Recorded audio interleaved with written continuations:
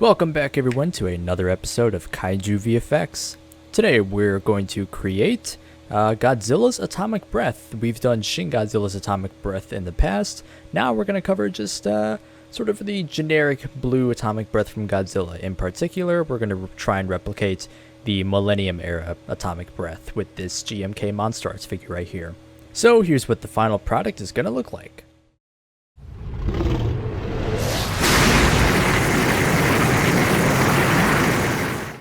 So to start us out here, I've got our footage already all in a pre-comp here with Godzilla just unleashing his atomic breath, and the background is already there and is all color corrected and all that. So all we're going to do today is just add in the atomic ray.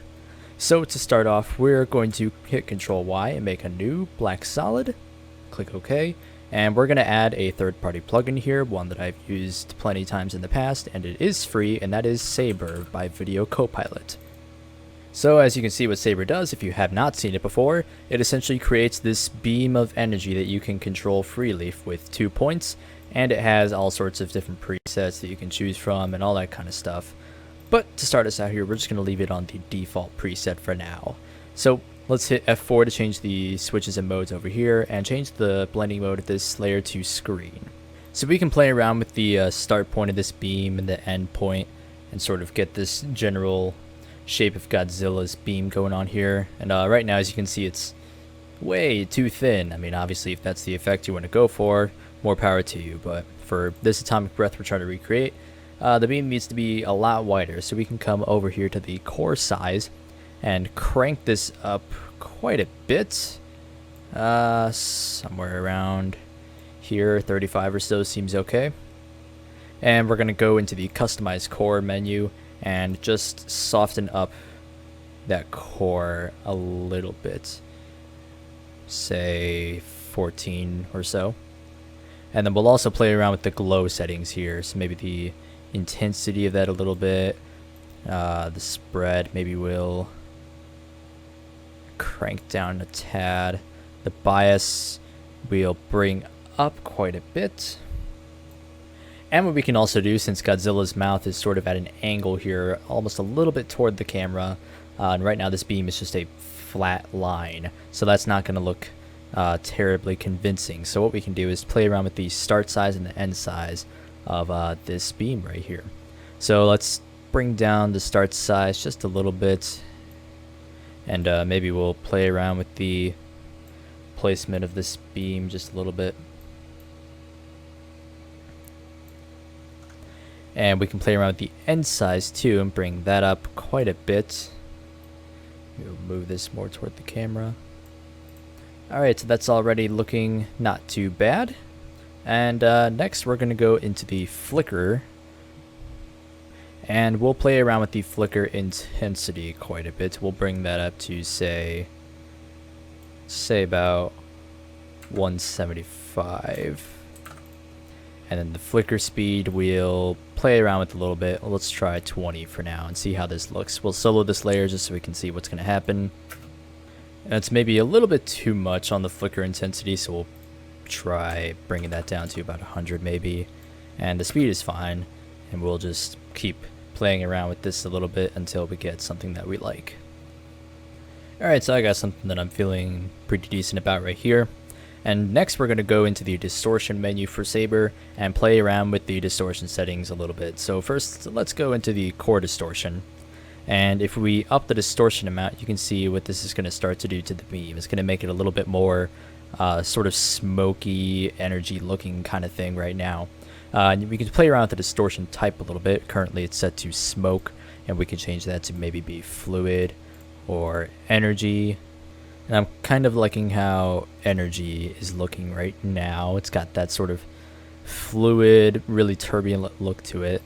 Yeah, so we'll set the distortion type to energy. We'll play around with the amount, maybe 16.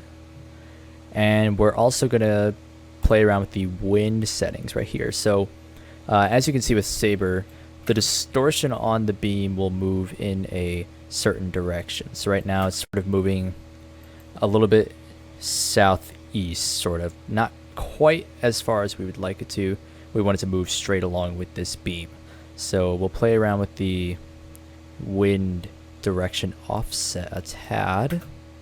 So we'll set that to maybe 30.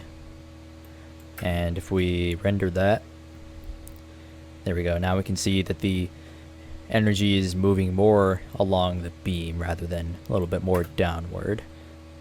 So we'll also play with the wind speed and crank that up a fair amount so that that energy distortion is being blown in that direction at a much more rapid rate. So we'll maybe crank that up a lot, say maybe 10 or so. So that's not looking too bad. Maybe we'll bring that up a little bit more to 13 or so maybe. What we'll also do is play around with the noise speed itself, because we have the noise being pushed along the beam at a pretty fast rate, but the noise itself, that distortion, is not changing at that same rate. It's still just sort of weaving in and out of the beam at a decently slow rate. So what we'll do is we'll go into the noise speed right here and crank that up. We'll go to maybe 2.5 and see how that looks. And so something else that we can do with this is play around with the scale of this distortion a little bit. Because right now, as it is, it's pretty small and it just sort of looks a little bit more fiery than we'd like to, because we really want to get that smooth beam effect and just get a little bit of that little wavy distortion in there. So we'll bring the noise scale up until we find something that looks good, and we can also bring up the distortion amount a little bit as well to really help accentuate it. There we go. So now I've got something that I'm pretty happy with for the beam effect, so we'll leave it at this for now. Here we go. So we're getting there with this effect. We still got quite a bit more work to do though, and obviously, as you can see, one of the things we need to work on is actually animating this beam to start firing when Godzilla opens his mouth and thrusts forward a little bit. So we'll scrub on the timeline here. We'll turn off the beam for now just so we can see this a little better. So Godzilla starts to shoot the beam right on this frame, and we'll wait till he opens his mouth a little bit more to start firing it. Perhaps right on this frame. So we'll just drag the layer to that point so that we don't have to deal with it any earlier. We'll re-enable it, and we'll actually scrub forward a few frames to when Godzilla is fully in beam firing position, just because we already had the beam positioned at that point. And we'll click the stopwatches over here for the core start and core end, and we'll press U so we can see both of those keyframes. And we'll go back to that first frame where Godzilla begins firing the beam, move that core start to be by his mouth, and we'll have the core end start at that mouth as well. So we're getting a little bit of weird placement with the beam right here, as you can see, and that's basically being triggered by a setting that is useful for what this plugin is sort of named after, which is obviously lightsabers. But for beams like this, it doesn't quite work out too well, because it creates this awkward effect where the beam winds up in front of Godzilla's mouth when he's not firing it there. So we'll go into the render settings, open that tab up, and you see the motion blur tab right here. We want to turn motion blur off, and you can see what that fixes. So now if we play that back, you can see Godzilla fires the beam without it going in any awkward direction out of his mouth or something. Alright, so the beam effect's starting to come together now. We have quite a bit more work to do though still. And first of all, we are going to create a mask around this beam, because as you can see, when Godzilla is firing it, it still sort of goes outside of his mouth. That's just because of the nature of the plugin. It doesn't really conform to alpha channels automatically. So we need to create that mask ourselves so that the beginning of the beams remains contained within Godzilla's mouth right here. So we'll just turn that layer off for just a second. Just press G to get our pen tool, and we'll just draw a very basic shape around Godzilla's mouth right here. Don't need to do much more than that. And if we re-enable the plugin, you can see it hasn't done anything. That's because Saber has its own mask settings that you can do. So if we go into the alpha mode here under render settings where we turned off motion blur, and you click on the alpha mode, you can see that there's a couple of different settings here. There's enable masks, mask core, and mask glow. And masking the glow does not do what we want it to do, because that creates a mask just of the glow in that area. So instead we want to mask the core, and we need to change the blend mode of that mask to subtract. And now you can see we have that mask conforming more around Godzilla's mouth, and we'll feather that mask out a little bit, maybe play around with the mask a little bit. Alright, so that's looking a little bit better. So next we're going to add a couple more effects to this beam layer, just to really give it a little bit more turbulence to it. So we're going to add a Turbulent Displacement effect. And as you can see, that's not really looking too good. But if we bring down the amount of the Turbulent Displacement effect, maybe do around 14 or so, maybe bring down the size. It's around 60. So you can see this creates more of a turbulent little wavy feel to the beam. So we'll go back to the very beginning here. We'll alt click on the stopwatch for the evolution of the turbulent displace, and we'll type in a little expression. Nothing too complicated though, don't worry. We're going to type time times with a little asterisk there. Time times, we'll say 50. And we'll click out of there to end that. And what that'll do is that'll alternate the evolution of the layer, the turbulent displace effect, by a factor of 50 essentially as time goes on. So as you can see now, that's sort of automatically evolving the evolution of that turbulent displace and making the beam look a little bit more wavy. But it doesn't do it too much though, so that's pretty good. Next we're going to add a bulge effect. So we'll just double click and add that. And we're going to play around with the radius of this bulge. We're going to make it pretty tall. And if we move it to the center of the beam, you can see the effect that we're going to try and make here. So first let's play around with the bulge height a little bit. Maybe bring that down, and we'll play around with the radius a little bit. So that's looking pretty good. One problem though, if we move the bulge effect too far over to the very end, you might just barely be able to notice that. But we are getting a little bit of the background in there.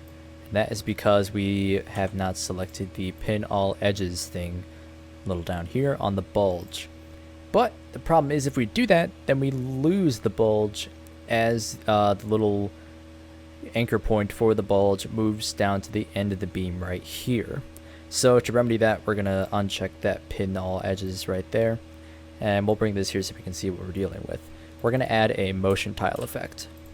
And we'll add this above the bulge.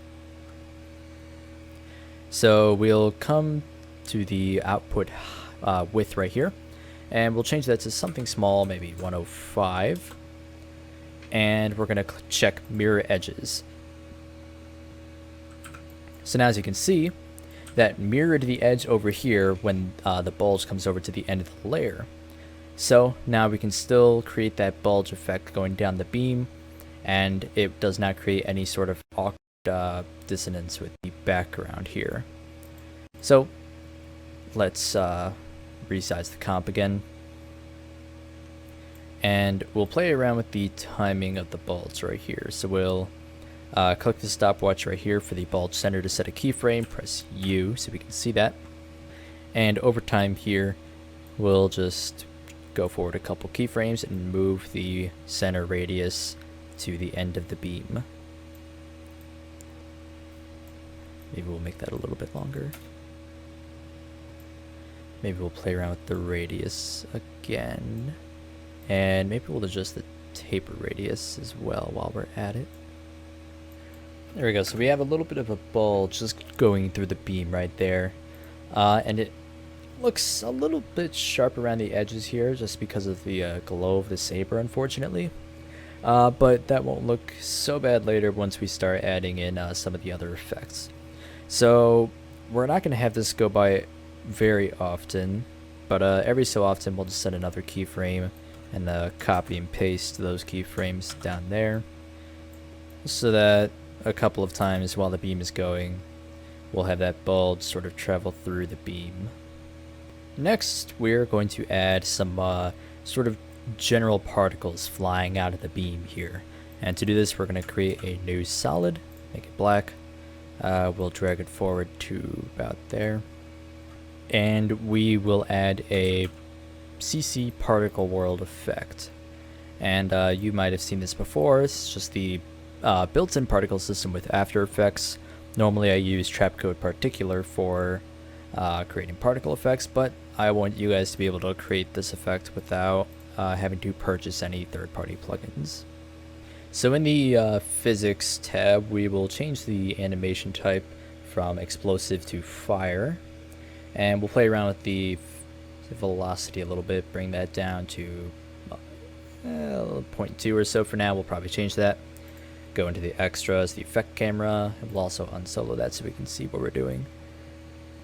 We'll position the source right where the beam starts, and we will play around with the camera settings until we find something that sort of lines up with the beam like we're trying to get. Okay, so we've got the particles here sort of positioned right where the beam is, and we'll put them under the beam. We'll also rename this layer to particles. And we'll play around with some of the settings. We'll also turn the beam off for now. We'll go into the producer settings and bring down the radius of the producer. So we'll play around with the particle type. We'll change these to faded spheres. We'll up the birth rate a little bit. Maybe up the velocity as well. Add in some extra. Bring down the resistance. We'll change the transfer mode to additive. We'll play around with the color from birth to death, so we'll make these sort of a blue color as they go along. Maybe we'll have them changed to a slightly darker blue. And we'll change the size of these particles too a little bit, bring them down quite a bit, their birth and their death. Maybe we'll have the birth be 0.8, and we'll bring up the death size a little bit too. And we'll also open the opacity map here, which displays the opacity of the particles from birth to death. We'll just sort of draw in a curve right here that sort of makes these particles jitter out a little bit as they fade out of existence.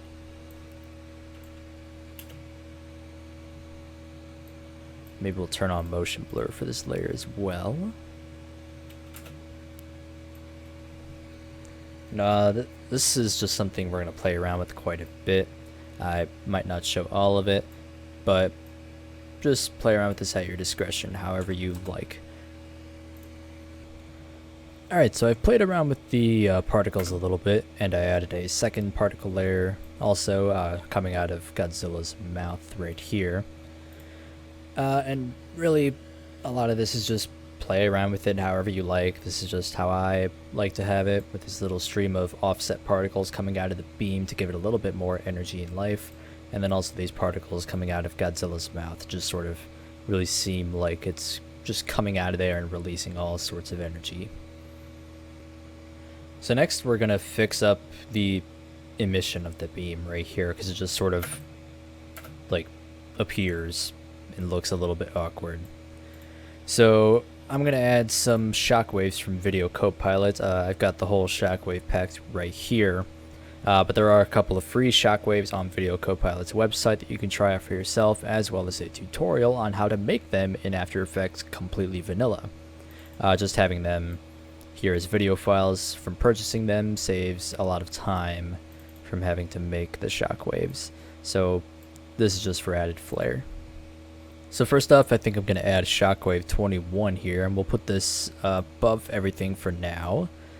And we've got this Shockwave right here. So it looks pretty fluidy, very energy-like, not too smoky, which is good.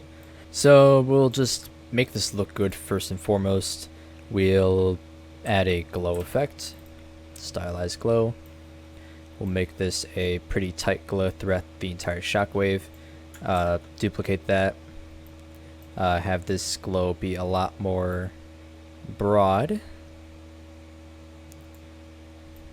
and we'll duplicate it again, this time make it even broader, and then we'll add a VC color vibrance effect, which is another free plugin. We'll change the color to that blue of the atomic breath. Play around with the brightness a little bit. Press F4 to toggle switches. We'll change the blending mode to screen. Press F4 again, and we'll make this a 3D layer. And we'll just sort of alter this until it lines up with Godzilla's mouth pretty well. So it's looking good, but as you can see, the Shockwave is moving way too slow for our purposes. So we're gonna set the time stretch of this layer to about 25 maybe. We'll see how that looks. That's looking good. So we'll play around with the position of this a tiny bit, because we don't want it to move around too much with Godzilla, because the Shockwave is energy and that should not really be connected to Godzilla once it leaves his mouth. But just so it looks a little bit better, we'll keyframe the position a couple of times when Godzilla's first firing the beam. Okay, that's looking good. And we'll add a couple more shockwaves. I'm sort of liking organic 1 here, so we'll take this and drag it on top of all the others. We'll time stretch this first of all to 25 or so, see how that looks. That's nice. And for time's sake, we'll just go up here and copy and paste all the effects from the first shockwave onto this one. Looking good. So we'll set that to screen. We'll make that a 3D layer. Yada yada, line it up with Godzilla and all that. And maybe we'll make this shockwave a little bit bigger. And but what we'll do is we'll make a keyframe for this scale of the shockwave right about there. And then we'll go to the very beginning here and make it a little bit smaller, just so everything's not blowing out of Godzilla's mouth at once. Maybe we'll drag this out a little bit and bezier it. That's looking pretty good. And maybe we'll do something similar with that first shockwave as well. We'll animate the scale of that. Bring it down at the very beginning here a little bit. And we also need to reanimate the position of the other shockwave, the second one. Alright, so this is looking really good. We're really starting to get there. Next, we're going to add a lens flare. So we're going to create a new solid, drag this forward to where the beam starts. We'll leave it a frame before. You'll see why in just a second. We're going to add optical flares from Video Copilot. So as you know, this is a third-party plugin that you do need to buy, unfortunately. But this is completely optional. There are built-in lens flares to After Effects that you can play around with, and ways that you can sort of alter and create your own anamorphic lens flares. And there's tons of tutorials out there for that, but just for ease of access, we're going to do optical flares from Video Copilot. So we'll go into motion graphics and we'll add a monster flare to change the preset. And we'll play around with the color of this a little bit, make it a little bit more sky blue. Play around with that a little bit. And maybe we'll play around with some of these lens objects as well. Maybe we'll get rid of the hoop there. Potentially these irises. Maybe we'll change the color of this space star right here to white. And I think that's looking okay, so we'll hit OK, and we'll get the lens flare in our comp right here. So we'll change the blending mode of that to screen. And we can position it on the very base of the atomic breath, so like right where it starts in Godzilla's mouth. If we scrub forward past the shockwaves, you can sort of see what that looks like now. So there's with and without it. It's really starting to look pretty cool. So we'll rename this layer Flare, just so we know what it is. So what we've got to do first, and we'll just disable these particles and shockwaves for now to speed things up. We're going to keyframe the position of the flare, and we'll move it along Godzilla's mouth as he shoots the beam.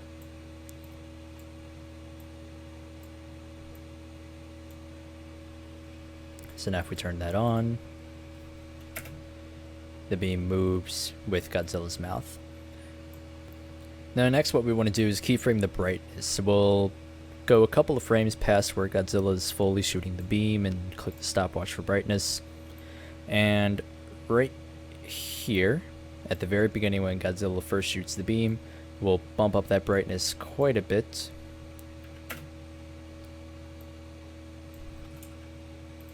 Maybe we'll bring that keyframe forward a little bit and Bezier it. And on this frame right here, where there's no beam, we're just going to make that frame pretty subtle. Maybe we'll move it back a little bit, just so it looks like Godzilla has the beam sort of building up in his mouth just before he lets it all out. Okay, that's looking good. And next we're going to go to the very beginning here and set a keyframe for the rotation offset. Come here to the very end. Maybe we'll just bump this up to 4 times 0. And that'll basically mean from this point to this point, it's going to rotate the flare 4 times. And if we do that, we'll just solo the flare so you can see that's going to rotate a lot of those elements. And unfortunately, it's going to rotate a lot of these streaks too. And yeah, you can see that that looks a little bit noticeable on the comp here. So just to quickly remedy that, we'll just move them all out of the way. So there we go. Next, we're going to go into the flicker settings, bring up the speed to maybe 85 or so, and the amount to maybe 30. Just so the flare will flicker a little bit. Maybe we'll bring that up even more to 43. Maybe we'll bring that speed up even more to 100. Just so we really get a feel for how powerful and fluctuating this beam is as it's leaving Godzilla's mouth. It's not looking too bad. Okay, so the main part of this tutorial is done, basically. We've got the beam, we've got the particles, the shockwave, the flare, all that. But nothing's being affected by it in the environment of the scene. So we're going to go to the Godzilla layer here and duplicate it. And we're going to basically create some artificial light coming from the beam. So we'll just set this here for now where Godzilla's fully firing the beam. And we'll draw a simple mask right around Godzilla right here, just sort of the front part of his body. And we have a curves adjustment on here already from my color correction earlier, so maybe we'll just play around with that a little bit. We'll bring up the brightness, bring down the reds, bring the greens up a tad. The blue will bring up quite a bit. Maybe we'll add a levels effect before the curves, actually. We'll just disable those for now. So we'll bring the input black up a little bit and the input white up by a lot.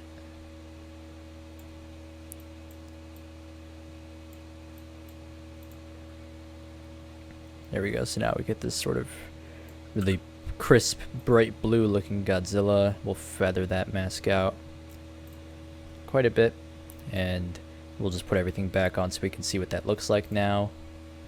So we want to animate the mask of Godzilla here so that it really only appears where the beam is lighting on him initially. So we'll set a keyframe for the mask by pressing M right there. Come back to the very beginning. We'll just alter how this looks a little bit because we don't want it on his entire body because the beam has not yet left his mouth entirely. And we'll bezier that frame. And then so we'll press T to bring up the opacity, and we'll go to the end of that. segment there, set another keyframe, select both of these and add a wiggle effect. We'll make the frequency maybe 23 and the magnitude will bring up to 100. Actually, maybe even a lot more than that, say 250. Okay, that's looking pretty good. So now as you can see, the opacity of this layer is just flickering quite a bit, and that's going to sort of give us that illusion of an actual light flickering there when there was none to begin with. And what we'll also do is we will select this bottom layer and add a curves adjustment, and we'll keyframe the curves here. So we'll go forward then to when the beam is being fired fully, right about there, and we'll darken this layer quite a bit, bring down the reds, up the greens a tad, and then bring up the blue, just so it looks like he's sort of being lit mainly from the front while the beam is being fired. And finally, we'll press T on the sky to bring up the opacity, and we'll go to the very end here and lower the opacity by 15 or so. Maybe we'll alter this mask on Godzilla here, actually. And there we go. That's basically the final effect right there.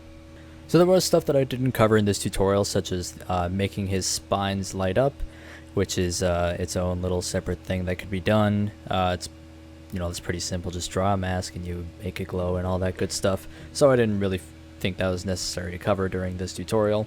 But otherwise, I hope this helped you out a little bit, and maybe it'll help you get a little bit more creative with future beam effects. And this one was really fun to make. I don't get to mess with Godzilla stuff too often, since I'm generally only working on Zone Fighter and Ultraman related visual effects. So this was really fun to do. And again, like always, if you have suggestions or requests for future tutorials, let me know in the comments down below, and I'll get around to those whenever I get the chance, because I have quite a few to do still. But yep, for now that's it. Thanks for watching, and I'll see you guys next time with whatever I have to offer.